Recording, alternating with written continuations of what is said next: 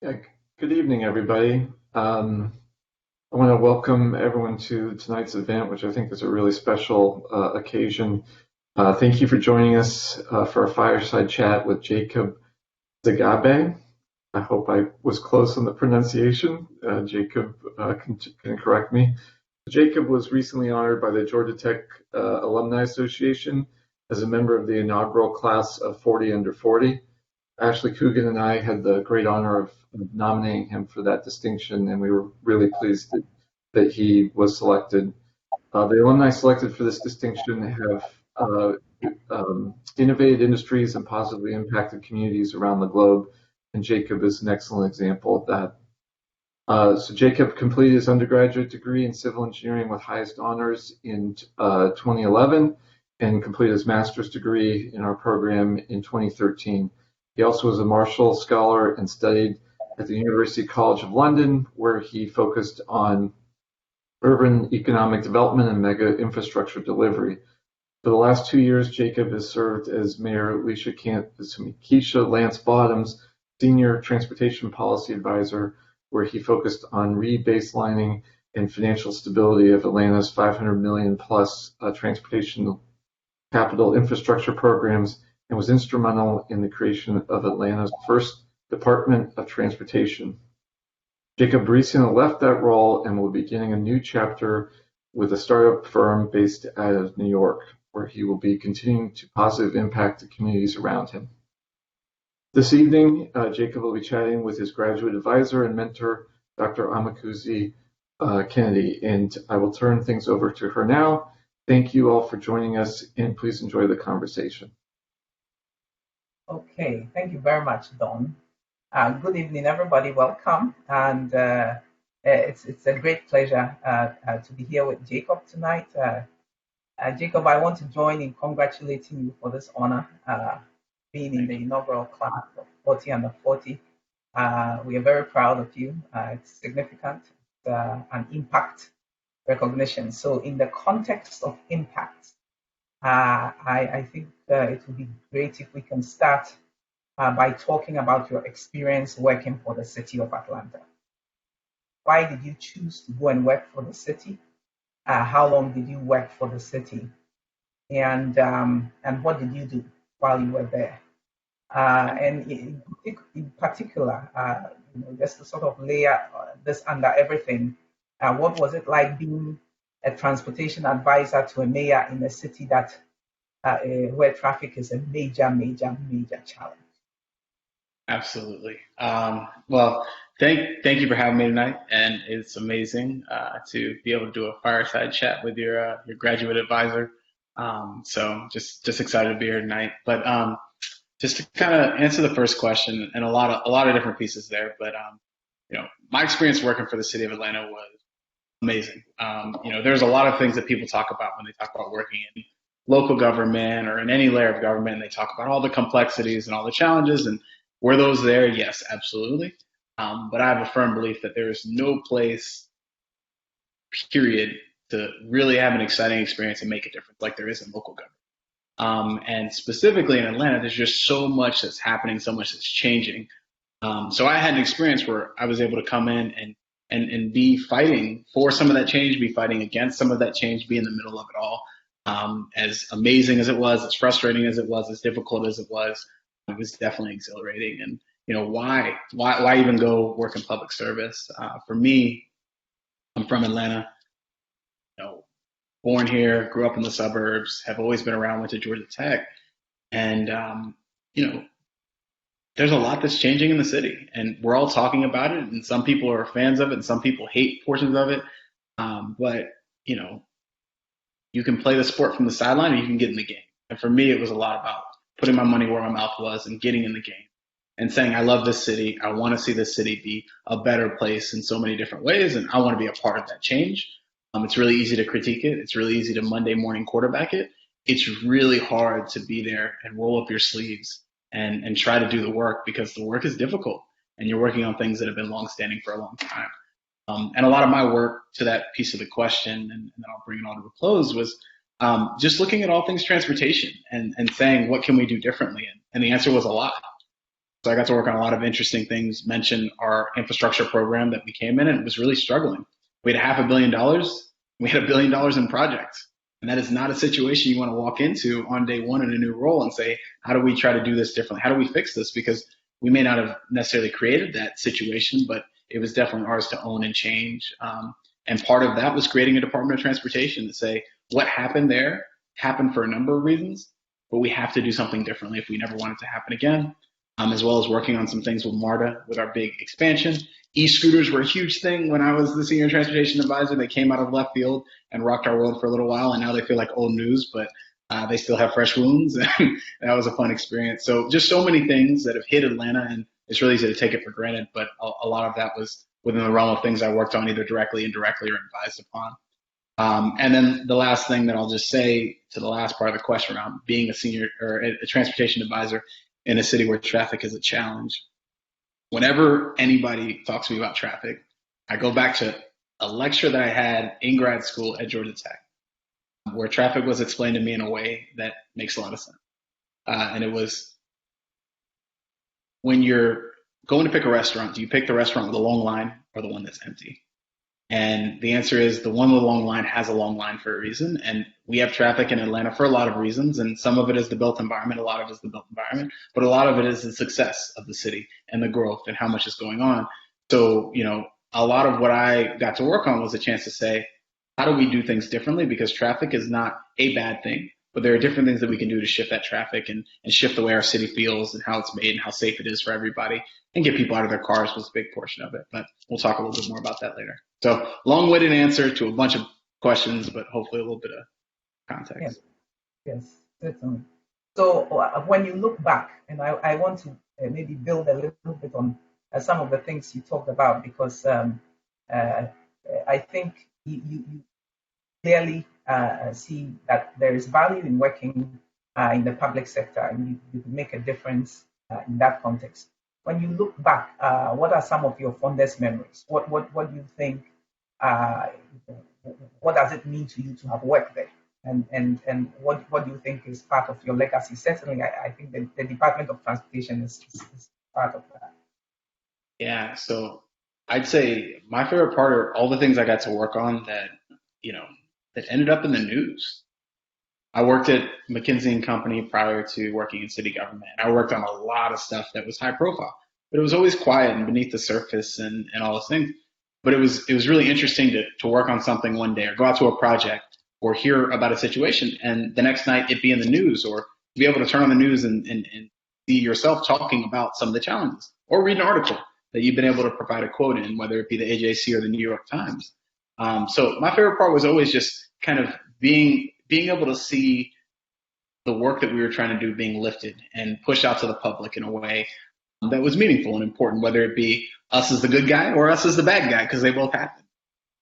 But, that was a lot of my favorite experience, just like personally. But then the second part of this, I came to serve, right? That's why you work in city government. It is not a place that is built to, make you wealthy, to give you nice, amenities at work.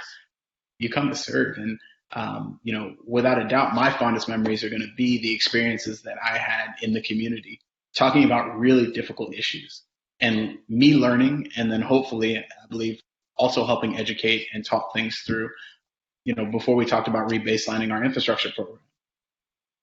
To me, that's kind of the same work as, a bankruptcy or a cost-cutting thing in a company, right? Like you have to do something that is very difficult, that nobody likes. And how do you do that in a way that's meaningful because you're doing the thing that needs to be done? And the discussions you have in that, the things that get raised, the things that you had no idea as you were trying to make decisions and interacting with the community are the most meaningful. Working in the public sector is something that, I'll always remember all of it, but something I would encourage anybody to do, right? It's a great experience, and it definitely has shaped a lot of how I'm thinking about the rest of my career. I think you have worked in the public sector, you worked in McKinsey & Company, so you definitely worked in the private sector. And now you're going back to the private sector, you're going to a startup. So I think some of our students are maybe thinking, what is the difference working in these domains? what advice would you give to students interested in careers in the public sector in particular? Would you encourage other civil and environmental engineering students to go down that path? Absolutely, 100%. And when I say down that path, I view, particularly for people who are coming out of school now, your career is not going to be a single path. It's going to be a bunch of snippets of paths, right? And the way that I've tried to build my career, and I would definitely recommend, is let some of those snippets be in the public sector, and make that be part of your values, and know that at the beginning and the onset of your career, because whenever you make that decision to do it, it's going to be tough, right? When I got the opportunity to join the city, I almost didn't take it. It was a really big pay cut. It was not the most luxurious title. It wasn't all these things. And I had two really close friends that were there with me, and they kind of, called me on my BS and said, "Hey, Jacob, this is what you said you wanted to do. You have an opportunity to do it, and you're not doing it for what? For money, for your career progression? Like, because if those are the reasons, you're not the person that you said you are, right?" And I think that for young students who are coming out, like, you say you are a certain type of person, you should live up to it. And a great place to live up to that, if you believe in service and you believe in community, is working in the public sector. Maybe not for a career. For some, that's perfect, but at least for a time, and particularly early on, so you can really see where the rubber meets the road as an engineer. Because city government, you see how it touches people's lives. You hear it from the people. You hear it all, and being on the front lines is really meaningful and impactful. Okay. So now we are moving to another phase of your life. You have decided to join the private sector, back to the private sector, and then work with a startup company. So what does the future look like for you at this stage of your career? And why did you decide to go with a startup? Yeah, I have no idea what my future looks like. I know that I married an amazing woman, Elise, and I know that's the only thing I know that's going to keep on going. But I'm figuring it out. But my philosophy, and maybe this doesn't work for everybody, is engineering for me was a way of thinking. And one of the things I loved about engineering is you get these complex problems, and often there was no solution. You had to look at them from different angles to piece it together and then say, this is what you do, right? And I kind of take that to life. So even when I look at my education, I went to Georgia Tech and got an engineering degree, so I could say, hey, I'm technically sound in thinking about how we build the environment, right? And then I went and got an urban planning degree, and this is like policy. How do you think about policy in the way that we do it?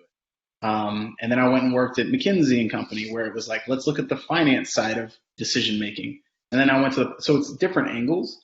And for me, I view this next stage of my career to say, hey, I was in the private sector. I built a ton of skills, had a great time. I went and served in the public sector and got a very unique perspective to look at the issues that I'm most passionate about. Now, from the startup angle, can I do the same things I was doing in the public sector, but do them differently, with a different set of expertise, with a different solution? So my next step is joining VIA, which is a startup that does public transportation.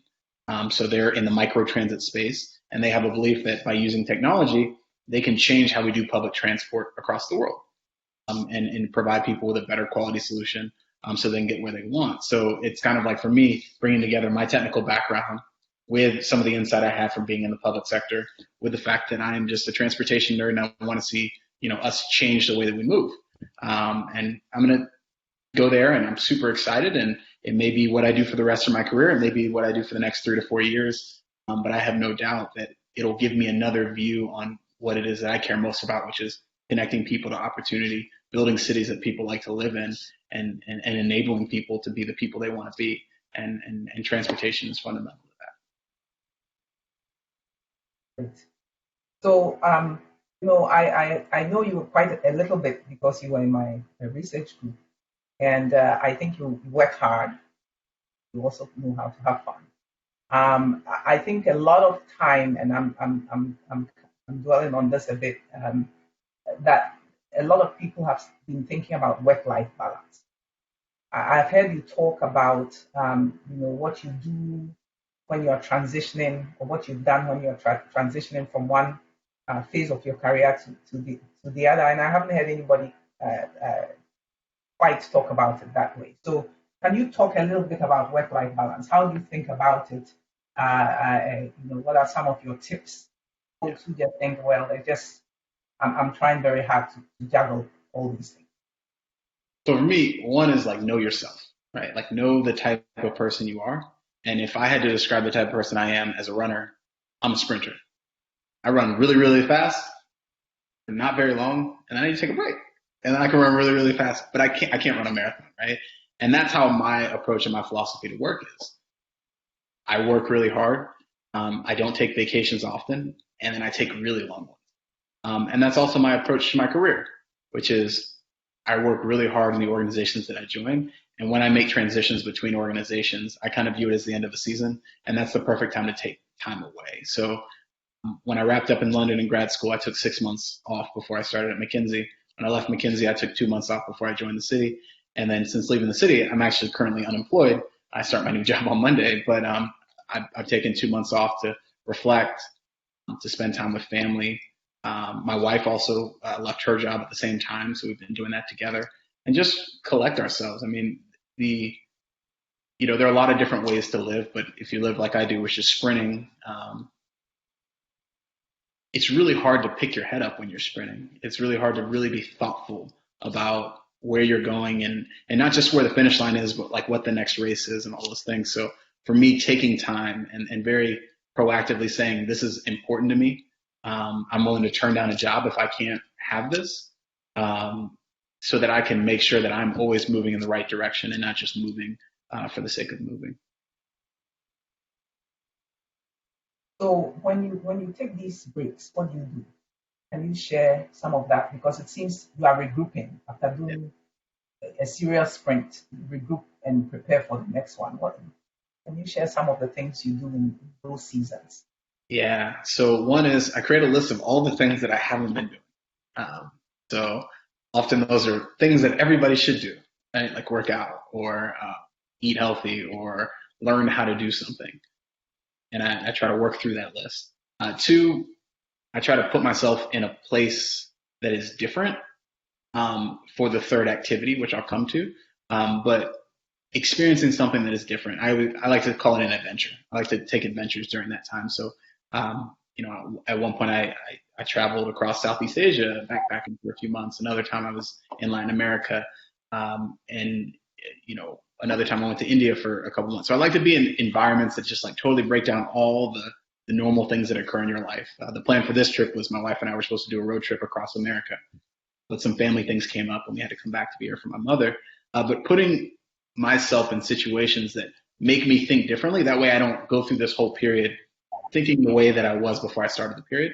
And then the last thing is I try to be really reflective. And that's a combination of a lot of reading as well as just a lot of taking the space to think and really reflect. The reading and reflecting is just like how do I bring this all together and think about things again in a different way. The last thing that I left out, because it's not a thing that I do during the period, but it's just so fundamental, is I also try to have conversations with a long list of mentors, people that I've established as mentors at different points in my life, so that as I'm thinking these thoughts, as I'm thinking about what I want to do, who I want to be, that I can have people holding me accountable or giving me perspectives that know me in different ways. Because you'd be surprised the person that you were 5 years ago that you forgot, that you promised to yourself that you would do this, and then life happened. It's really good to have conversations where, that's the memory that they have of you and they can hold you accountable. And refreshing that memory will help you remember, like, wow, life happened, but that's something I truly do care about.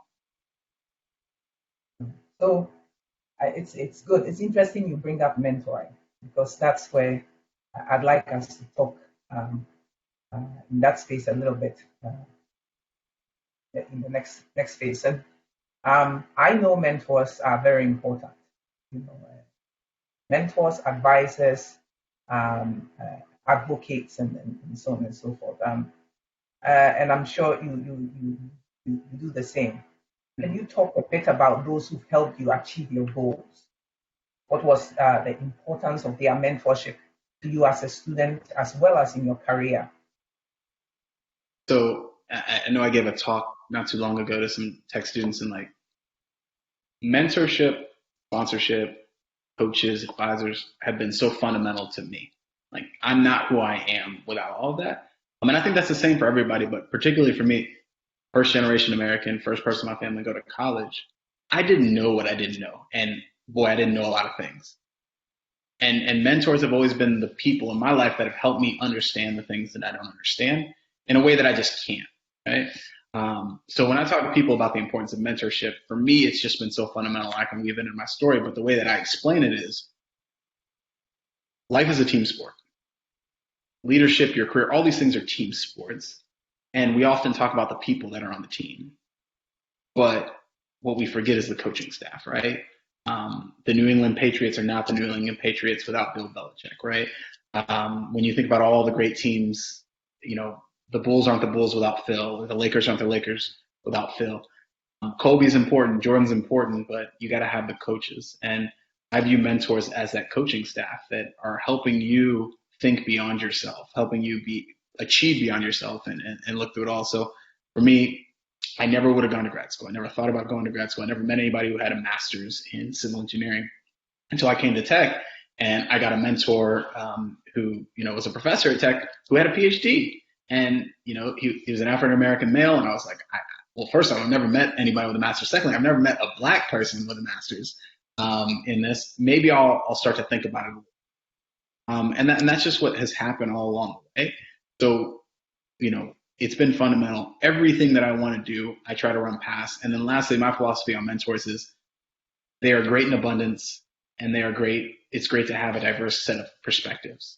So, there's so many people that I would consider a mentor, and I try to go and talk to all of them about the same things to get different perspectives. Because one, like I spoke before, you make mentors at different seasons in your life, and that drives the interaction with them, as well as they have unique perspectives, right? So whenever I was making a job decision, I would talk to mentors who were professors and had PhDs in engineering and were academics, as well as mentors who were business leaders, as well as mentors who, were community leaders, to get all those perspectives and think about it more robustly. But yeah, I can't underplay it enough. Like, the coaching staff are my mentors. And yeah, I'm not a good player at all if I don't have those mentors along the way. And I know that it's just fundamental to the next steps that I take. It's just so important. I agree.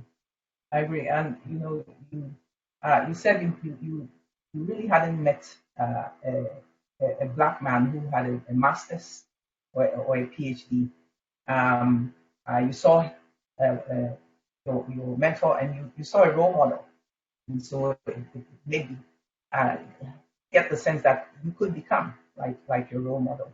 How about scholarships and financially? Going to grad school, I'm sure a lot of students think about, well, I can't go to grad school because I won't be able to pay for it, or I need extra support. I think you were very successful at getting all kinds of awards, and so maybe you can share some tips and some wisdom in that area.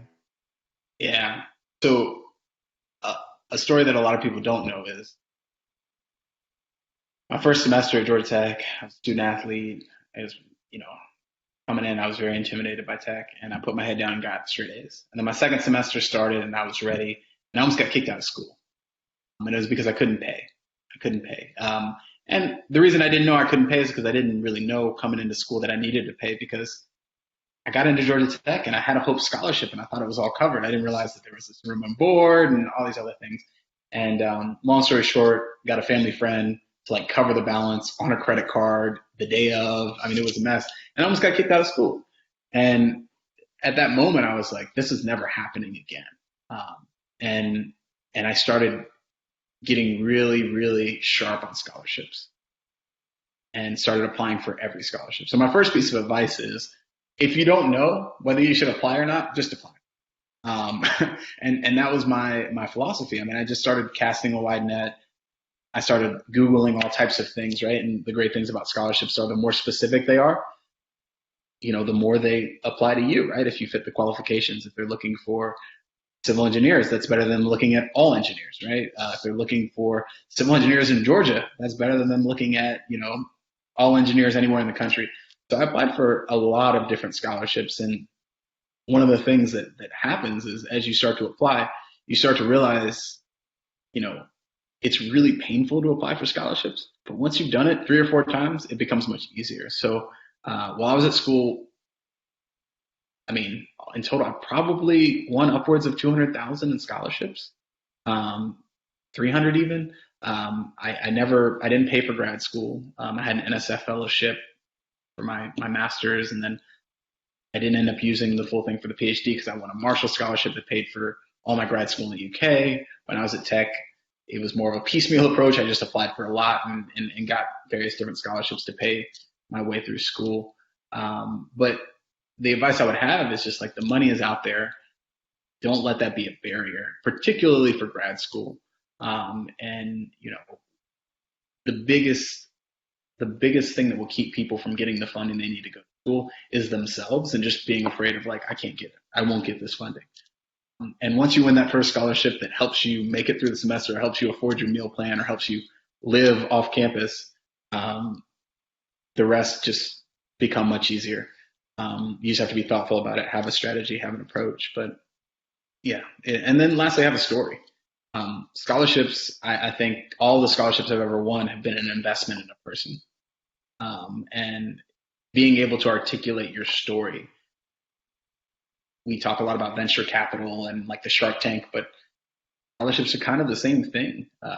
You know, is this somebody that I want to invest in? Is this somebody that if we give this $1,000 to and they're able to go through school, they're going to do more than the person next to them? And that's all about the values that you have, the story that you're building for your life, and the story that you hope, you know, all of that to unfold into.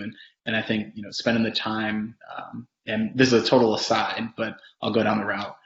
One of the most profound things I ever did was applying for a Marshall Scholarship, because it required me to articulate my life in a very succinct way. And that's maybe one of the upsides of scholarships beyond the money, is like, you have to really think about like who you are and who you want to be. What are the things that you want to do? And then you have to write it on paper, and then you have to send it off to people, and then you feel accountable to it. And it is really a bit of a soul searching exercise as well.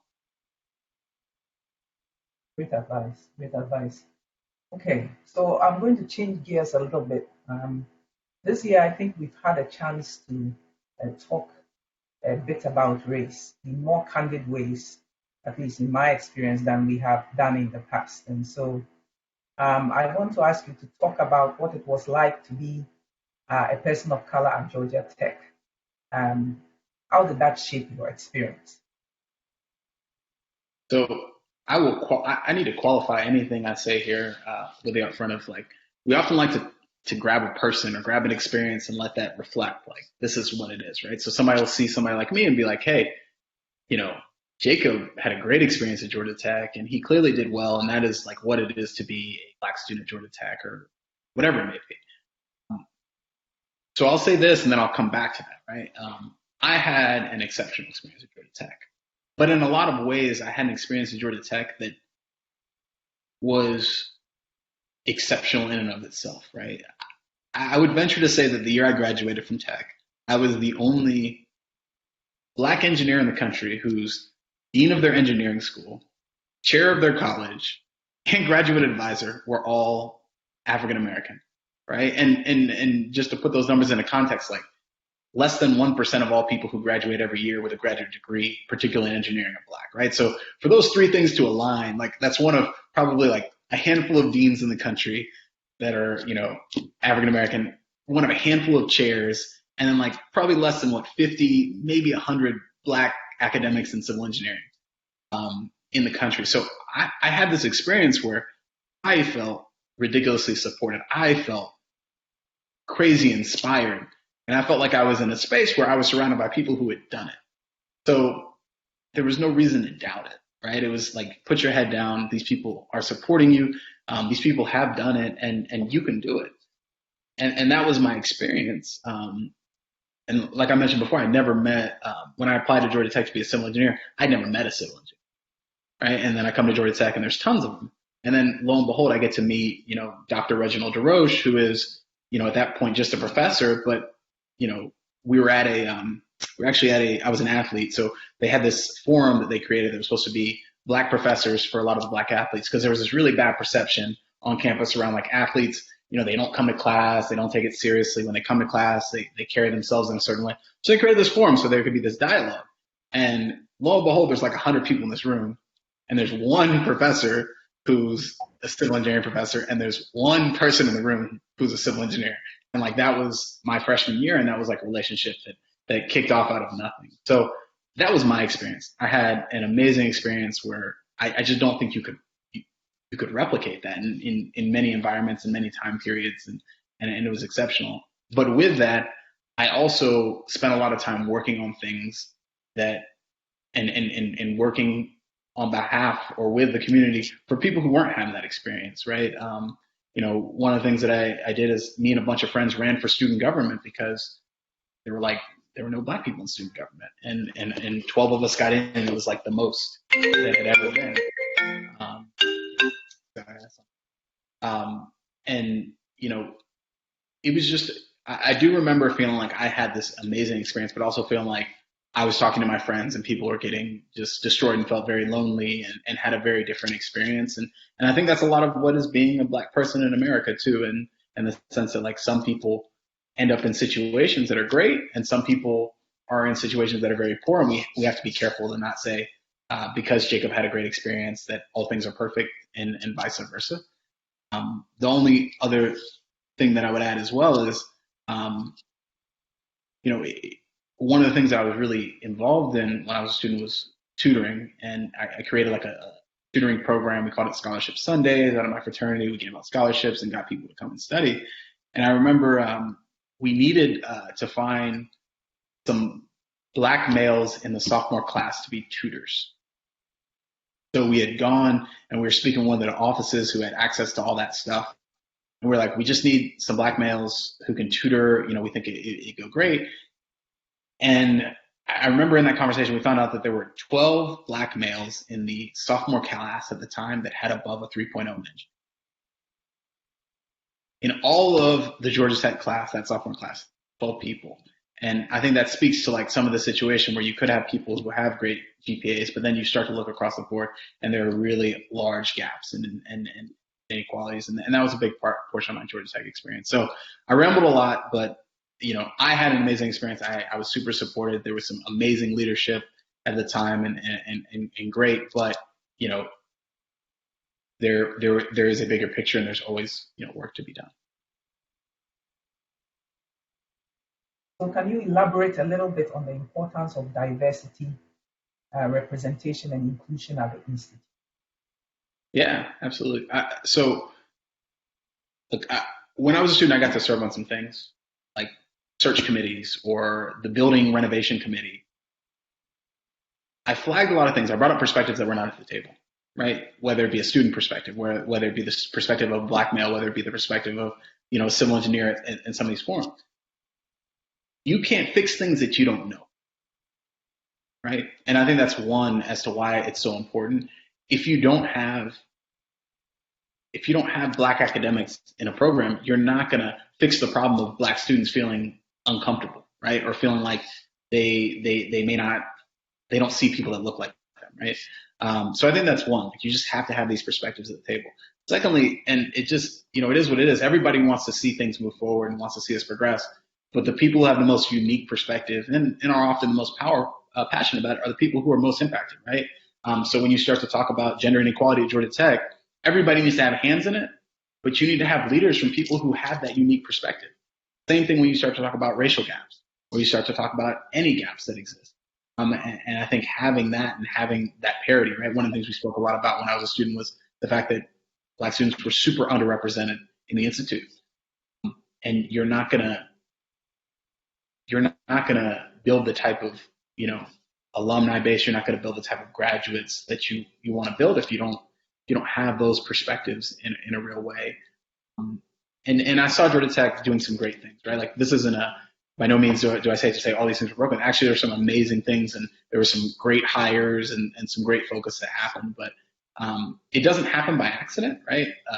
The funnel gets smaller as you go, and we're talking about funnels of people in higher education. We're talking about extremely privileged individuals that have gotten into a place like Georgia Tech. And when you start talking about the numbers start to get very thin and you don't fix those numbers, like we know about the law of large numbers, you don't fix those numbers by not being purposeful, right? You don't hire one of 4 Black academics that are graduating that year in a field without being really thoughtful about saying we might have to be more proactive to find who those people are, and not let them get lost in the batch of 4,000 resumes that we got. So just some rambling thoughts, but hopefully helpful. Very helpful. While we're on this subject, there's a question I've wanted to ask you for a long time. And you remember in 2011, you, myself, and some professors and students from civil and environmental engineering took a trip to Ghana. And I look back on that trip with fond memories. We got a chance to meet a whole lot of people, drove across the country and etc. But I remember we visited two castles on the coast, castle in Cape Coast and castle in Elmina. And I think it was a profound experience for everyone. I particularly remember you because I think you became a little quiet after that trip. And I've always wondered what really was the significance of that whole trip to you. So I wondered if you would like to share a little bit of that. Yeah. So I think the first thing I'll share is that trip got me in a lot of trouble with my family. My dad was not happy that I went to Ghana before I went to Nigeria for the first time. I promised him that the jollof rice from Nigeria was better still, that didn't change, but he wasn't happy to get to Ghana before Nigeria. But yeah, so where we were at on that trip, I mean, amazing trip, a great experience, and what sparked a lot of my interest and a lot of my graduate work was around transportation in West and South Africa. But when we were at the castle, this is a point essentially where most Black Africans took their last steps on the continent of Africa for the rest of their lives, and for many people, the rest of their ancestry, right? When you think about the country.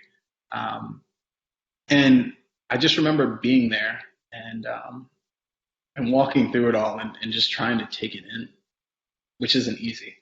And and I'll be honest, I was doing this trip and I had you there with me, but we also had a number of white colleagues there. White colleagues from all over, right?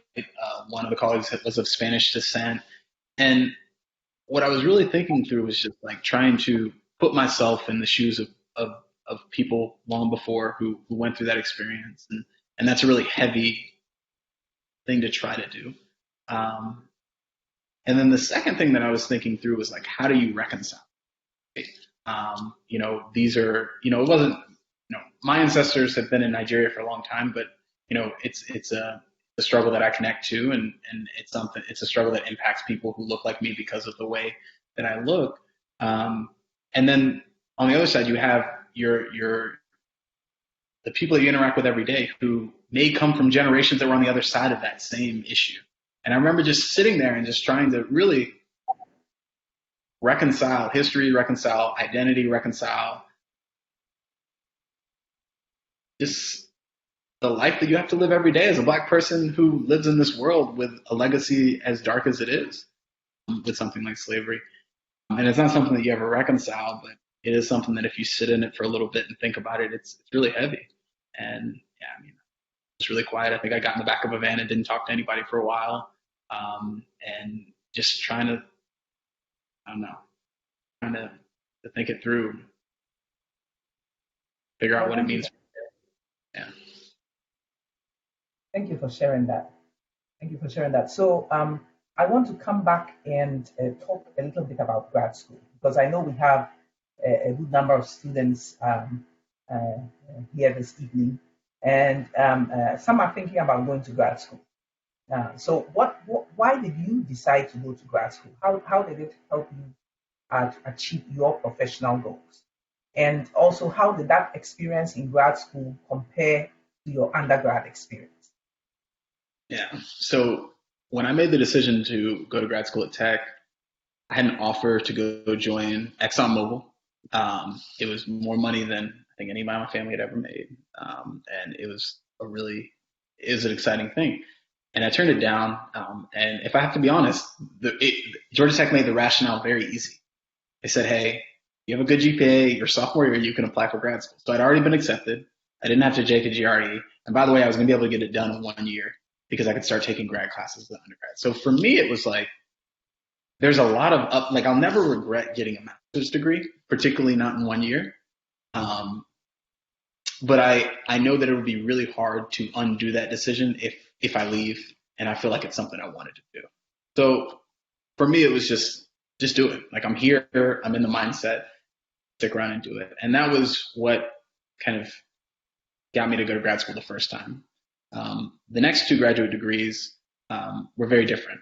I had a scholarship to go to the UK, and for me, it was a lot about grad school. It was a lot about getting graduate degrees that were totally different than my background, right? When I say it all together, it all makes sense, urban planning, but like urban economic development and civil engineering are very different things, right? Or, the other degree, mega infrastructure planning, appraisal, and delivery, was an urban planning program. And so to do very different things was quite cool to me, and then also do them abroad. So to answer the second part of the question, how different was it? I'm going to answer that in two parts. One, how was grad school at Georgia Tech different than undergrad? But then two, how was grad school abroad different than undergrad? So grad school at Georgia Tech, it's just a very different experience. When you're at Georgia Tech as an undergrad, it's like this. I feel like making diamonds. There's just a lot of pressure. There's a lot of pressure, and there's a lot of stress, and it just seems like a lot of work, and it seems like there's so much. When you get to grad school, it seems like a more personal journey. Or at least I felt like it was. It was more about, what did I want to learn? What did I want to get out of it? What classes did I want to take? What professors did I really want to interact with? What classmates did I want to work? Like, there was just a lot more autonomy.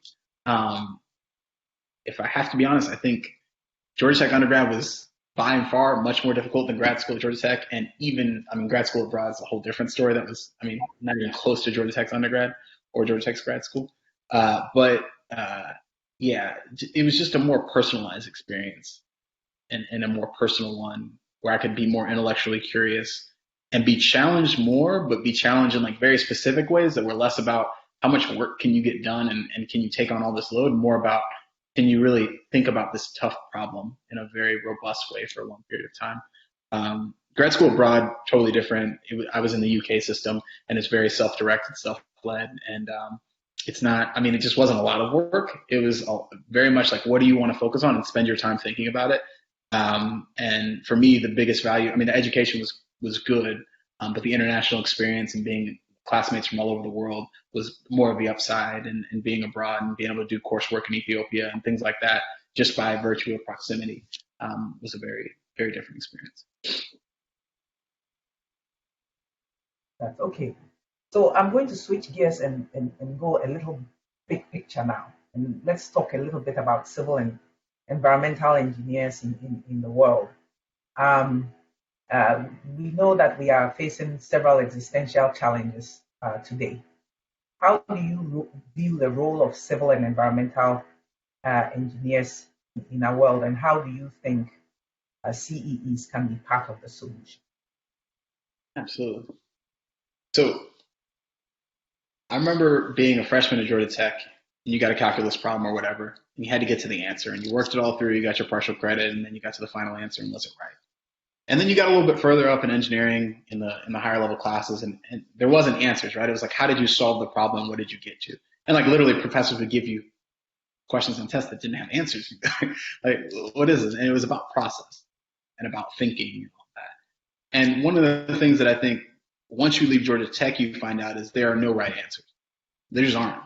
There are different ways to come to answers, and there are different trade-offs, but there is no, this is what you do. There are no perfect solutions. So I believe civil engineers, and thinking about where we go in this world, there are a few different lenses to solve problems and make decisions. One of them is a financial lens, right? You can make, or economic lens. There's a political lens, as a politician or looking at political capital. There's a technical lens. There are different lenses. And often the one that isn't at the table fully is that technical lens. And specifically, how you use that technical lens to drive other decisions and how you articulate that. So when I think about like the role that civil engineers and folks from Georgia Tech who are engineers have to play, is how do we elevate that technical perspective and and use that to make more of the decisions than these other frameworks that you could use, right? You could go to a banker and tell them to pump out a cash flow model or ROI, and you could use that to simply make decisions, right? And if you solve simply for ROI, you get a very different outcome than if you solve for having the technically best sound, let's say park or, whatever it may be. And politically, you may build the park somewhere else because of political considerations, right? So we've got to be at the table driving that. And maybe the last thing I'll say is that when you start to think about political or economic or financial, there's so many different considerations that are not always based in like fact or reality or so many other things. And one of the people that I love is somebody who joined the city of Atlanta. His name's Josh Rowan. He was on the external advisory board of civil engineering. He was our first commissioner of the DOT. Great guy. And one of the things that I love, because you go to the community, you talk about stuff, you'd be like, I'm boring. And I'm boring because I lay asphalt. And asphalt is boring. And actually, like, there's nothing exciting about this. We're going to have very boring conversations as we try to make decisions, because decisions should be very boring. They shouldn't be, all these factors that everyone wants to scream about. And like, we should have a set of things that we want to make. And if we're going to change the trajectory of our world and solve some of our toughest challenges, we need really boring people in the room who can just be like, this is what we need to do. And not to say there isn't something to be said about how do you, once you come to a decision, how do you, brand it and get everybody on board and all these things. But as you're making decisions, we need to be a little bit more boring. We need to be a little bit more fact-based. We need to be a little bit more in the technical details, so that we can get to decisions that are better, because we're making a lot of decisions for the wrong reasons with all the wrong outcomes. But they sound really good, or they're great talking points, or they look really good in a financial model. But when you're an engineer and you crunch the numbers and look at the outputs or whatever it may be, there are a lot of shortcomings. So long and short, civil engineers have a great chance to make the world more boring. And if we can make it a better place. No, I know Josh Rowan, so I've heard him talk about some of this. But it's interesting. I relate to what you're saying because I work a lot with other folks from other disciplines. And whenever we are talking about some of these grand challenges, these complex problems, they see the solution through the lens of their discipline, right? So they will say something like, oh, this one has an institutional solution, or this one has, and everybody sees it that way. So if the engineer is not at the table, guess what? I mean, they are not factored in at all. And I think that's really what you're talking about. And when we look at the kinds of things the American Society of Civil Engineers has been promoting, leadership is one of them for engineers. We absolutely have to be part of the decision making. That's going to shape the future. And so I think that's a very important point. And we hopefully we'll be finding our way into more of those forums, decision making forums. And one last point on that as well too is, if you look at the world that we're living in, information is flowing faster, decisions are being made faster, particularly in the public sector, right? Like, big things are popping up very quickly. Coronavirus is an obvious example, but they're everywhere, whether it be related to climate change, whether it be related to disruptions. When you think about Uber and Lyft and them coming in, micromobility happening in Atlanta. How do you make decisions about these types of things without an engineer at the table? And the answer is not in a great way, right? Because you're not taking into account all this embedded knowledge around how we designed our roads, or around how we think about public health, or around whatever it may be. So I think you're absolutely right. We have to be at the table in a leadership capacity. It can't just be in our engineering professional organizations. It can't just be, at the, in these organizations that are highly siloed, that are great for engineering. They have to be, we need council members who are, engineers. We need mayors who are engineers. We need governors who are engineers, or we need chief of staffs to governors who are engineers, right? So that when these decisions are made, that perspective, and not just that perspective, right? Like, I'm an engineer, but I'm not perfect. I don't know everything. But what I can do is, I'm going to know when somebody asks us about this roadway or this bridge, I'm going to say, we need to ask this person, because they're going to know exactly this piece of information that we need as a function of the. Yeah. And I think it's actually, it really relates to something you said earlier. It's not to say that an engineer should place themselves in a different, in a councilman position forever. It's something we can think about doing as part of our career. At some point in time, I will wear this hat or wear that hat in order to also advance engineering leadership in the context of multidisciplinary leadership that is occurring.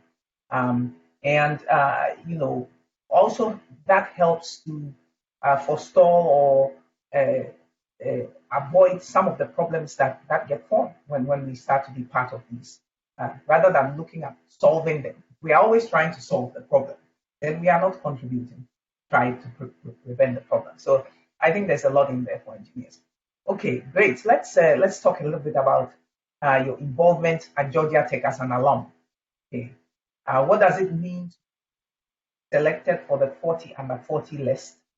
What advice will you give to students who would like to make substantial contributions early in their careers? Because that's really what you have done. So first off, it is an amazing honor, and just humbling to have been selected to the list. Particularly, when I came to Georgia Tech, I was very intimidated and I was very worried. If you had asked me if I would graduate, I was like 50-50. I don't know. I may flunk out. Like, everybody's just so smart.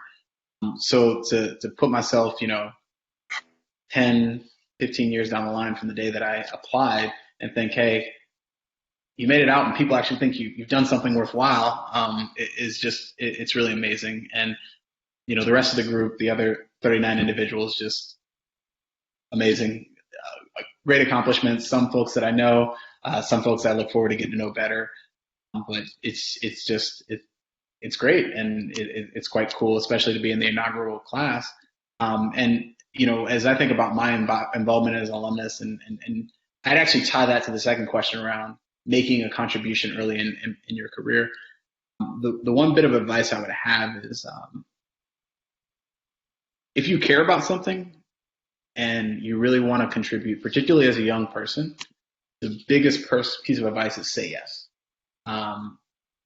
Say yes. Somebody asks you to come and guest lecture a class, say yes. If somebody needs somebody to mentor a freshman, say yes. And that's been my approach to being involved at Georgia Tech. I try to not ever say no, if feasible. And then, on the flip side to my career, like when I think about how I ended up in the space that I was in, just maybe a short story. Like it was pretty early at the city. I'd probably been there for a few months. I wasn't in my advisor role. I was a senior project manager and on the innovation team. And I ended up in a conversation with the chief operating officer and I think 3 or 4 commissioners of departments. So the head of departments, all of them were, in their 40s or 50s. I'm like a 20-something-year-old kid in there. And I remember that the COO was articulating something and he was trying to get an initiative to happen. And I kind of looked around the table and saw everybody kind of dragging their feet. Like, I don't really know, right? This is too risky. If this goes wrong, I don't really know if this is going to work. And I said, I'll do it. I'll lead it. Just put it on my plate. And that was the first chance I got to lead something in the mayor's office. The first chance I got to do something that was high visibility. And the good news is it went really well, right? It was this campaign where we fixed way more potholes than we'd ever fixed in the city. Does that fix our roads? No, but is it a start? Yes. And we were able to do some really cool things. And I rolled up my sleeves and I made sure it was successful.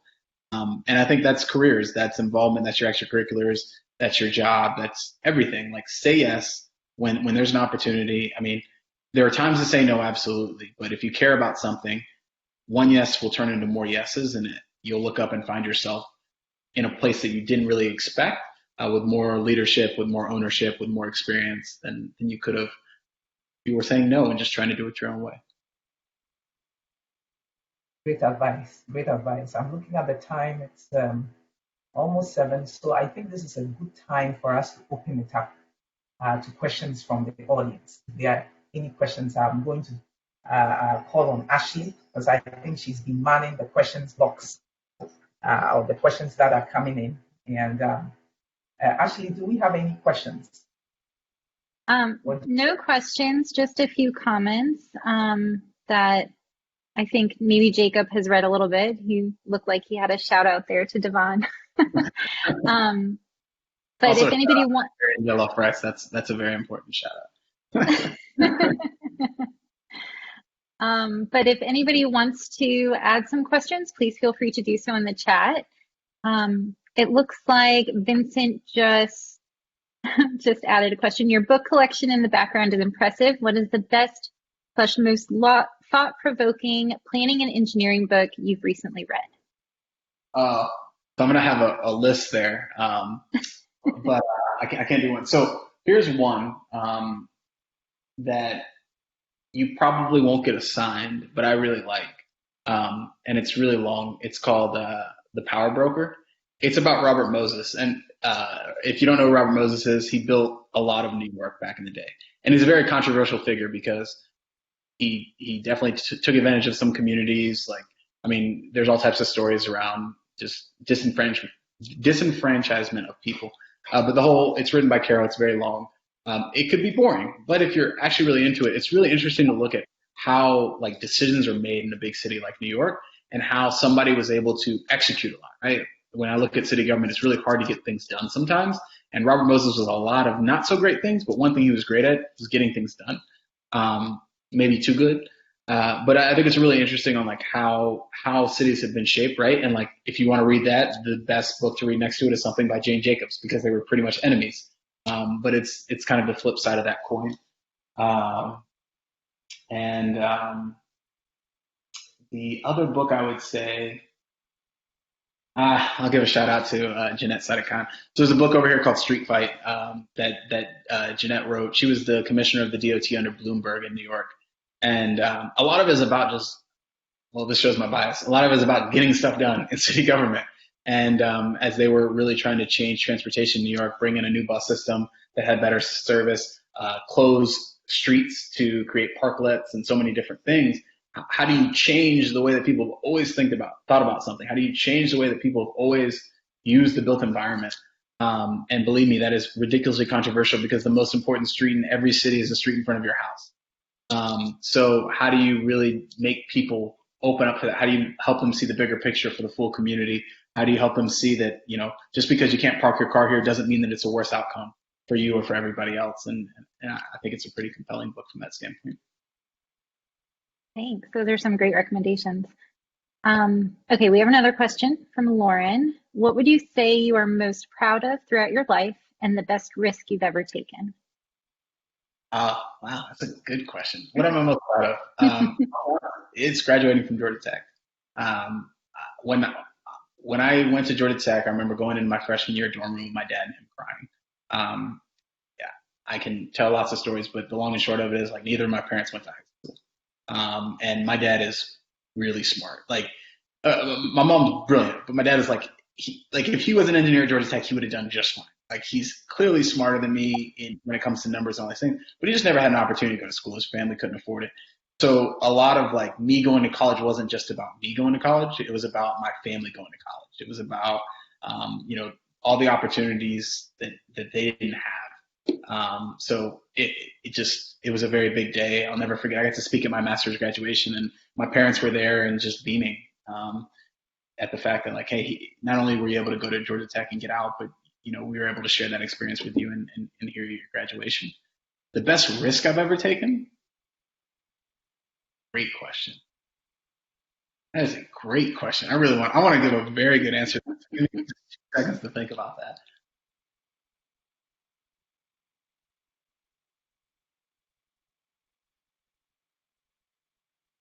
All right, I'm writing that down. I'm going to answer this, but I got to give a good answer to that.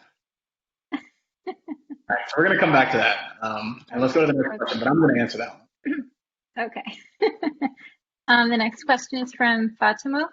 Jacob, talk about your specific work with elected officials, and then he gave an extra shout out there to the Naija Jollof rice is the best. Sorry, Dr. Amekudzi.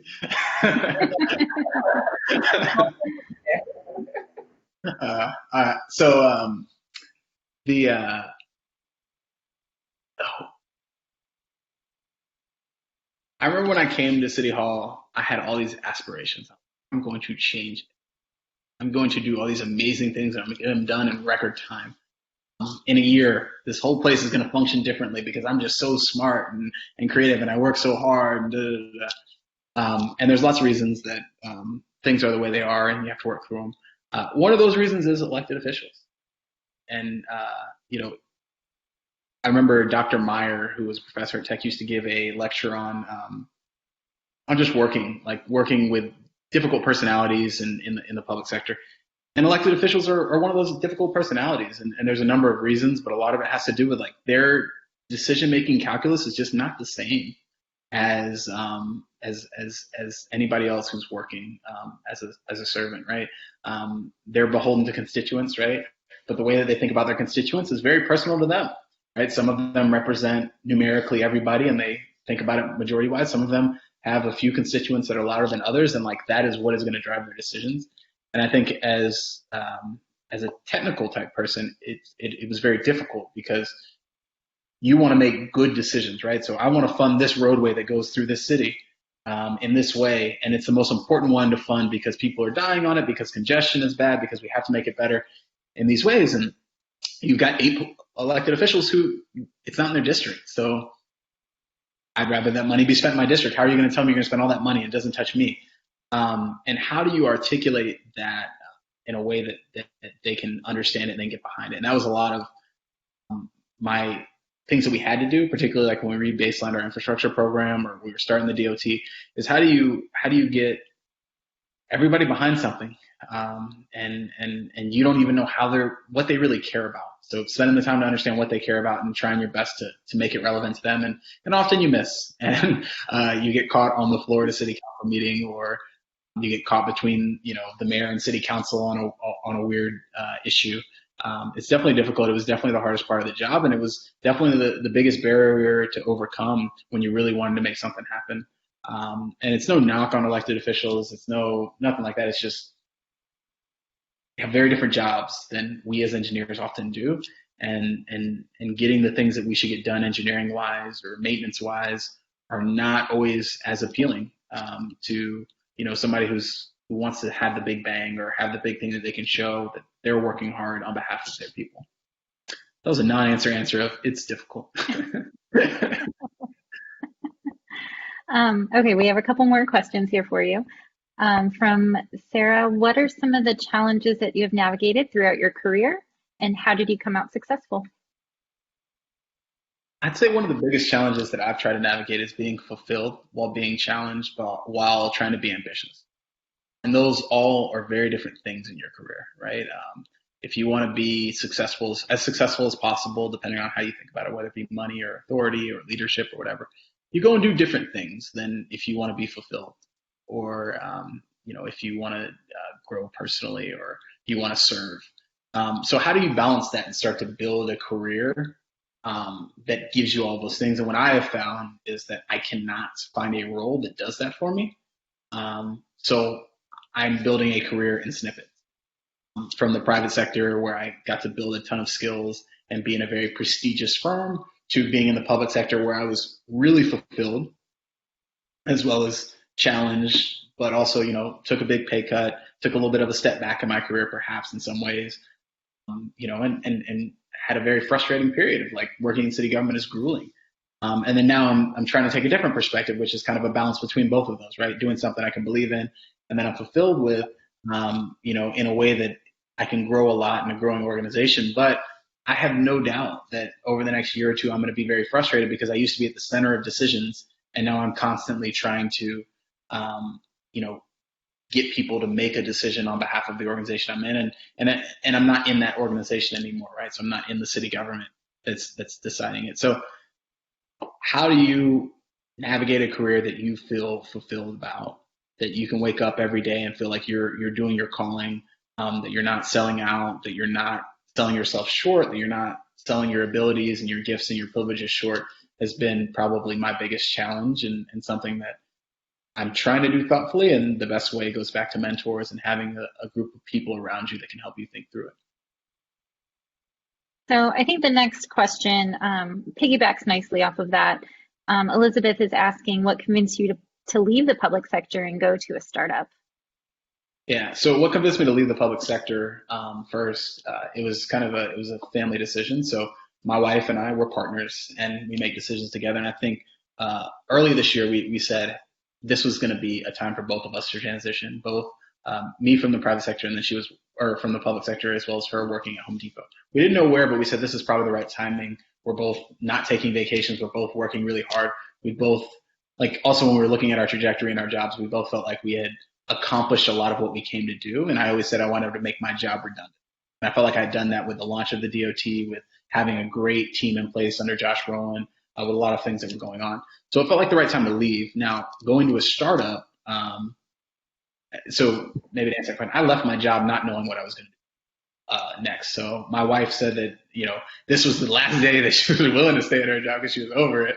I was like, that's fair. So the next week I also left mine, and we said we'd do this period off together.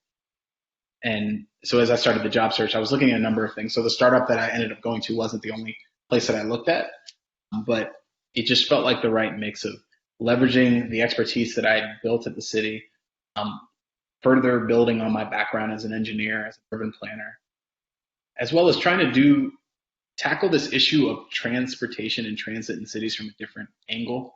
If I take Atlanta, for example, we've just built an environment that is so difficult. Like, we don't have a gridded street network. We have very poor land use patterns. We don't have as much density as we need. We're sprawling. There's so many challenges. And we're not going to fix that overnight, nor are we going to be able to fix it with a lot of the same things we've been using. So for me, it was like, let's see how this is. And there's nothing that would be cooler than to build a career solving problems from the outside, using technology as a way to bend the curve and get things done sooner, and get people access to public transport. So we'll see. That's my guess, my bet. That's what I'm hoping for. And in 2 years, I may look up and say it was all a pipe dream and all that. But I sincerely do believe that they're doing something quite cool at VIA, and that we might be able to, really change what public transport looks like for a lot of people. Well, I think with your involvement, they're bound to be successful. Fingers crossed. No, they've been successful without me, so hopefully it continues. Do you want to circle back to that biggest risk question? Yeah. So this is not germane at all, but it came up on my mind, and I'll tie it back in. So I'm going to tell a side story. So when I was in London, I was wrapping up school. I told everybody I was going to do this big backpack trip through Southeast Asia before I started work again. I was going to take time off. And this one guy, he's a French guy, told me, if you go to Vietnam, you have to take a motorcycle across the country. I've never done it, but it sounds like the coolest thing ever. And I was like, okay. And I just put it in my memory bank. And probably like 6 or 7 months later, I ended up in Vietnam. So I'd come in, and I was in Ho Chi Minh, and it was my first night. And I was like, I'm going to get a motorcycle, and I'm going to ride it across the country. And I didn't know how to ride a motorcycle. Obviously didn't own one. And long story short, I ended up buying one, and I ended up learning that day, trial by fire, as I was leaving the city, how to ride. And I rode like more than 1,500 kilometers across Vietnam. And it was one of the greatest experiences of my life. It was like the most free I'd ever felt. I just had a bag and a motorcycle, but also like I had some like amazing interactions that you just would never have if you weren't broken down on a motorcycle in the middle of nowhere, in a mountain, and haven't asked somebody for help. And it all ties back to like my career and my life, in the sense that like it's really important for me to take risks and to try to do things that I've never done, to prove to myself that I should never be afraid of being in a situation that I don't quite understand or haven't quite wrapped my head around. And, and then beautiful things come out of that. Beautiful opportunities, beautiful experiences, beautiful lessons. So biggest risk I ever took was buying that motorcycle and riding it. My dad hated me. He was sure I was going to get in an accident and that it was a bad idea. And it probably wasn't my smartest idea ever, but I did learn a lot from it. And yeah, good experience. Wow, thank you. So I didn't read through, all of the comments that were made, but overwhelming gratitude for your time tonight and the stories and advice that you've shared. I personally always enjoy chatting with you, Jacob, and hearing, about your experiences both at Georgia Tech and afterwards. So thank you so much. And I just want to pass it back to Dr. Webster, Dr. Amekudzi-Kennedy for any last words you both would like to share. Yeah, I'll just echo what Ashley said. It's always a pleasure to talk with you, Jacob, and to hear the stories that you share. Thank you so much for taking the time this evening to talk about your journey through Georgia Tech and your career in the more recent years. Just like I said, always a pleasure. Thank you. So glad to be here, and it's Georgia Tech's a great place, so it's always fun to come back and talk and think about it. I don't get to reflect on Georgia Tech every day, so it's always nice when I can. Excellent, and congratulations again. Thank you. Yeah, absolutely. And thank you, Adjo, for leading the conversation tonight. Oh, my pleasure. My pleasure. And thank everyone for coming. It was great to have you all.